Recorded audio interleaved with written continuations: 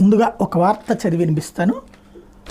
ముంబై ఉగ్రదాడుల సమయంలో పోలీసు అధికారి హేమంత్ కర్కరేను పొట్టన పెట్టుకుంది ఉగ్రవాది కసబ్ కాదని ఆర్ఎస్ఎస్ విశ్వాసిగా ఉన్న ఓ పోలీసు అధికారి అంటూ మహారాష్ట్ర కాంగ్రెస్ సీనియర్ నేత విఎన్ వడెట్టివార్ చేసిన వ్యాఖ్య తీవ్ర దుమారం నెప్పుతుంది. అప్పటి పబ్లిక్ ప్రాసిక్యూటర్ ప్రస్తుతం ముంబై నార్త్ సెంట్రల్ బీజేపీ అభ్యర్థి ఉజ్వల్ నికం లక్ష్యంగా వడ్డెట్టివార్ తీవ్ర ఆరోపణలు సంధించారు. బిర్యానీ అంశం తీసుకొచ్చి నికం కాంగ్రెస్ మీద బురద జల్లారు. కసబ్కి బిర్యానీ ఎవరైనా ఇస్తారా? తర్వాత నికం ఇదే విషయాన్ని అంగీకరించారు. ఈయనేం లాయరు, కసబ్ తుపాకీ నుంచి తీసుకొచ్చిన బుల్లెట్తో హేమంత్ కర్కరే నేల కొరగలేదు, ఆర్ఎస్ఎస్ అనుకూలుడైన ఓ అధికారి కాల్పుల్లోనే కర్కరే ప్రాణాలు విడిచారు అని పేర్కొన్నారు. ఈ విషయాన్ని దాచిపెట్టిన మోసగాడు నికంకి బీజేపీ టికెట్ ఇచ్చిందని ఆరోపించారు. వడ్డెట్టివారి వ్యాఖ్యల మీద బీజేపీ జాతీయ ప్రధాన కార్యదర్శి వినోద్ తావడే స్పందించారు. ఆ వర్గం ఓట్ బ్యాంక్ కోసం కాంగ్రెస్ ఎంతటి నీచానికైనా దిగజారుతుందని మండిపడ్డారు. ఉగ్రవాదులకు వంతపాడేందుకు కాంగ్రెస్ నేతలకు సిగ్గు అనిపించడం లేదా అని నిలదీశారు.